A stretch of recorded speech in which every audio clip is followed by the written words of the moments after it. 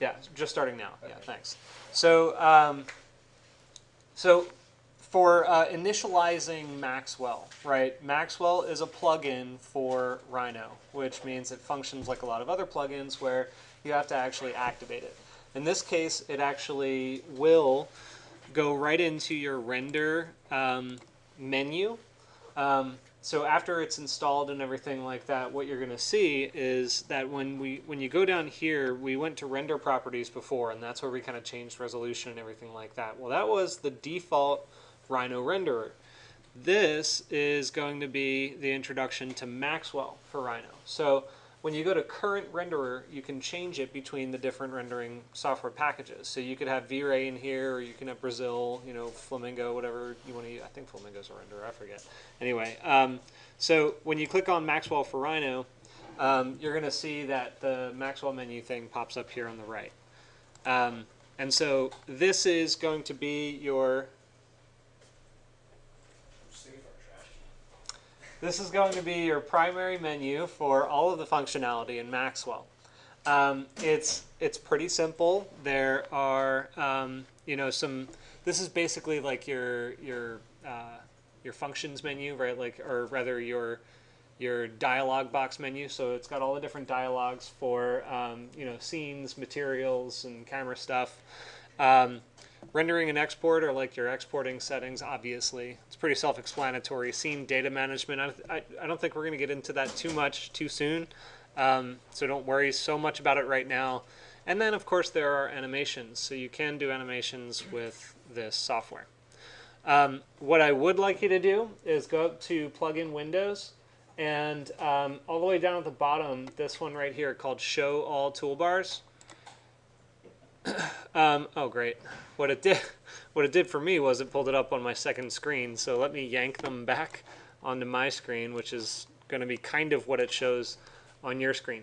So there are a bunch of toolbars for Maxwell that you need to be aware of. And again, we're not going to use very many of them at first, but we're going to use a good bit of them throughout the course of the semester. So the first one right here is called rendering, and so that just has all your different types of file outputs and stuff like that, and that's where you click the button that says go ahead and render.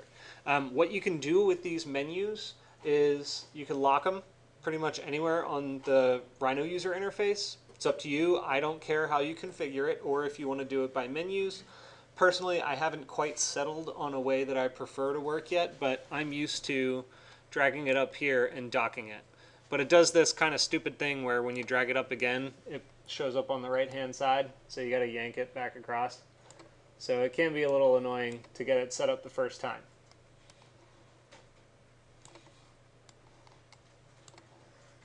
So if any of you care, this is how I'm going to set it up for our use here in class.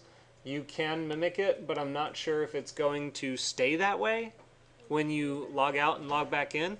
So just be careful with that. You might want to start navigating through the menus. And if that's the case, and if you really want me to, I'll navigate through the menus as well. Does that sound like a good deal? All right, you guys sound so excited about this. All right, thank you. All right, so without further ado, let's talk about the actual user interface. So what I want to first show you is the scene manager. And the scene manager is pretty cool. It's right here. You can toggle this.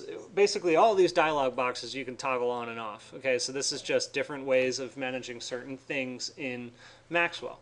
But when you toggle on the scene manager, it brings up this dialog box. And this is one that when I'm working with it, I typically will drop it and lock it onto the side right next to my properties. I wonder if you can just make it a tab. No, I guess you can't. I wish you could. So anyway, this is going to be a pretty primary dialog box for us because this is where you can manage a lot of your materials. I don't know what extensions does yet. I'm not that advanced of a user for that kind of thing. Camera.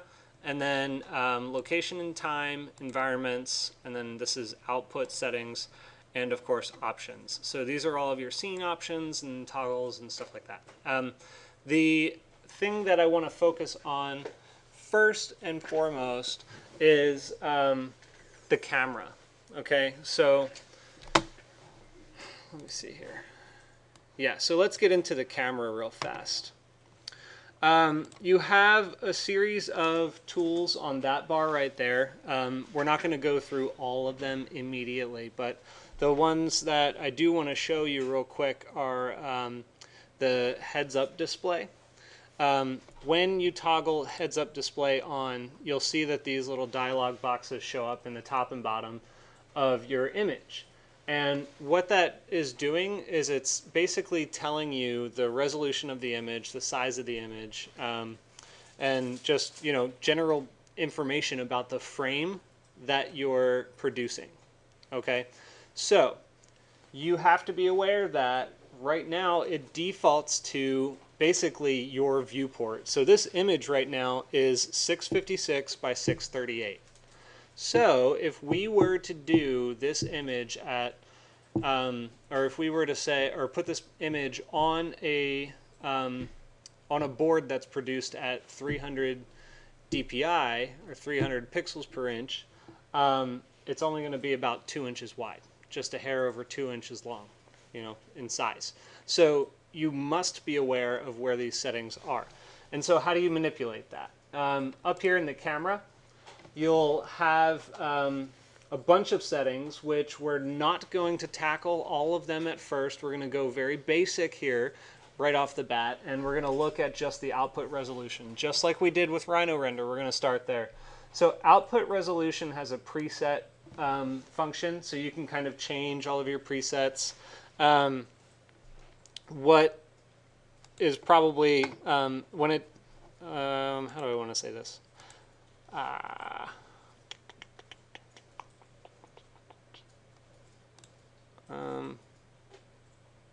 Well, hey. Anyway, so these are presets. If you stick it on viewport, it's basically just going to maximize to your viewport. You can switch it to any of the other settings here, but then you're also going to have to turn down the size as well. So we've got 1280 by 1024. What this red box means is that your frame is actually much larger than the scene that you're seeing. So if I rendered that, it would be zoomed out really, really far. And we'll fix those settings here in a moment, but what else do I want to do on cameras? Output resolution, ratio response. Yeah, I don't think I want to do all of that yet. Okay. So, so I'm going to pause right here for a little bit before I move into a couple more settings that I want to introduce. But right now, are there any questions about getting Rhino up into your user interface and, you know, dealing with the camera a little bit? There shouldn't be much so far. No? Okay. All right. So I'm going to stop here and continue on with another video.